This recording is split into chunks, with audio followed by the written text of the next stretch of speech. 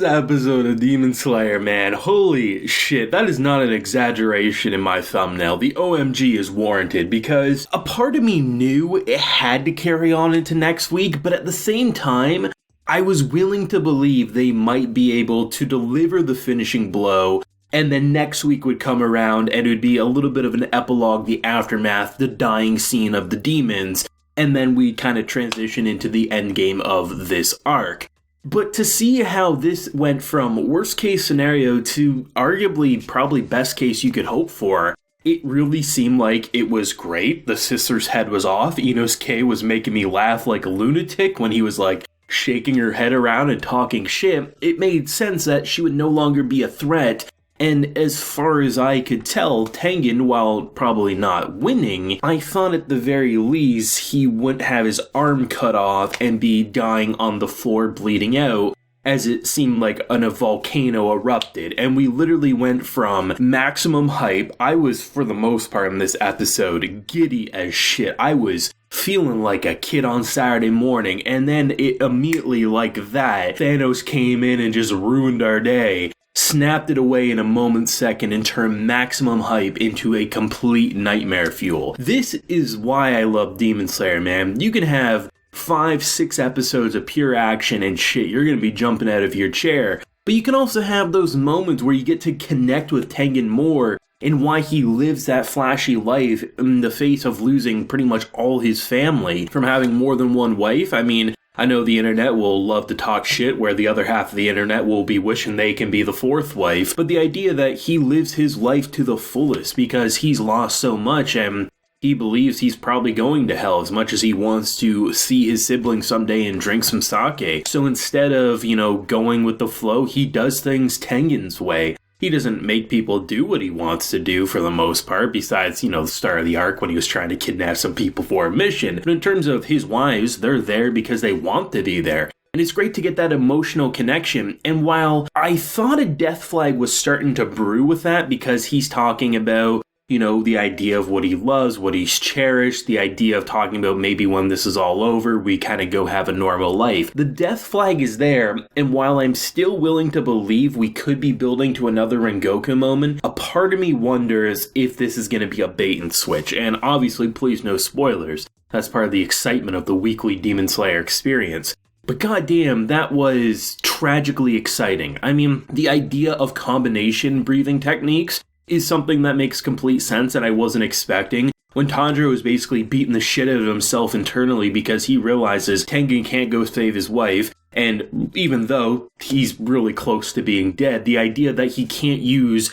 his sun breathing technique to the maximum, so instead use a bit of it with a bit of the water breathing so you don't destroy your body but still get a lot of power without completely draining everything you have. And it was really cool to see that, but the idea that it was a team effort, when you really compared to last arc, where by the end of the arc, it was a one-man versus one-man show. But here, it is literally a 2v4, right? We have our trio, our squad, and we have Tengen. And I mean, you could even include a bit more if the other wives jump in, but in terms of this episode, it was 4v2, right? And I mean, 3 of them, basically needed to take one out because 3 of them doesn't even equal one Tengen. But the idea of seeing characters like Zensu, who still, bless his insomnia soul, because had he woken up, I don't know if we would have been able to be as basically skillful as we were, because Sleepy Zensu is like a leader and a half there. I mean, he's absolutely incredible, and the idea of working together and making sure Inosuke can get to that finishing blow was so cool because Inosuke is a wild animal. He both has matured a hell of a lot. I mean, comparing his dialogue with how he talks with a lot of people now compared to season 1 is completely night and day. But at the end of the day, he is a wild boar, so the idea of him not even protecting himself and just going for the kill, doesn't care what damage he takes, it's something that most demons are going to be like, what the hell, why aren't you valuing your life? As then you also have to deal with these other 2 brats who are doing pretty well in terms of deflecting most of the obstacles, and the few that you can get towards this boar he doesn't even care about. As cool as it was absolutely hilarious to see Inosuke get the 2 blades at her throat and just start sawing away at it, as then he just becomes the ultimate troll. And I think that's one of the most effective Demon Slayer cliffhangers, because seeing Tengen on the ground, I could see that being a cliffhanger. But going from Inosuke cutting off the head, being like, yeah, he's a basketball player, he's dribbling that shit all across the field, to then just so unexpectedly getting him stabbed. Inosuke, I believe, will be okay. But at the same time, all bets are off when shit like this happens as a cliffhanger with only a couple episodes left to go in an arc.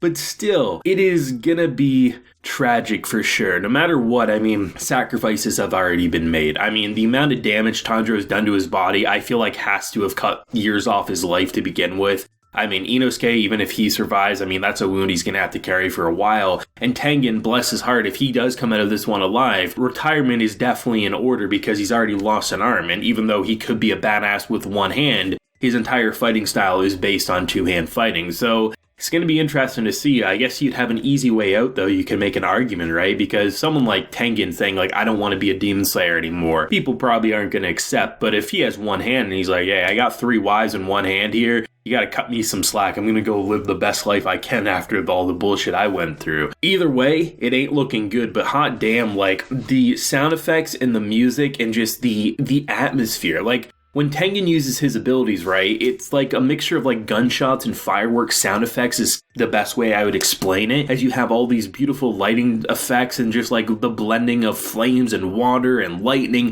This shit is so cool, and I mean, you could probably watch 10 hours as someone creating Demon Slayer at the Ufotable office, and it would probably be just as exciting to watch as it is watching the final product, because this is masterclass anime. Time and attention, something that has a ridiculous amount of polish, but really when you see something like this, you just can't really compare it to any other anime production outside of Ufotable's library, right? Because they just have a very distinct style. And whether you love the stories or not, there's one thing that is universally agreed among anime fans. No one does it like Ufotable. They really are in a league of their own when it comes to this type of production. And holy shit, it's crazy to think that when we compare the Entertainment District to Mugen Train to Season 1, it feels like it gets progressively better, right? Like, I think that's a pretty popular opinion. And I've heard that fights get crazier from here. Imagining what they will produce in future seasons to make this look still good, but not as good as potentially future fights. We are living in a blessed anime time is what I'm saying. It's funny though too, because a lot of times when you have those like really crazy anime fights, people will go back and just rewatch them on YouTube or wherever the hell they want to watch it. But this is one of those fights that if you were to rewatch what I would consider to be Demon Slayer's best fight to date, you would have to literally watch like almost 3 episodes worth of just action, which is batshit insane to think about. But holy shit, like Demon Slayer anime fans, like I can't even begin to imagine like loving a manga series like Demon Slayer and seeing a studio like this actually produce it to this high quality, because these fights, I would be shocked to see a majority of people come out saying, yeah, I actually preferred it in the manga, or at the very least, it didn't live up to the manga, because, goddamn, this is quality with every single medium working hand in hand with the voice actors. You can feel the pain in their voices as if they are getting stabbed. Thoughts and feelings, though, on this week's episode, because this definitely gave us some more kind of characterization towards the wives and Tengen, but also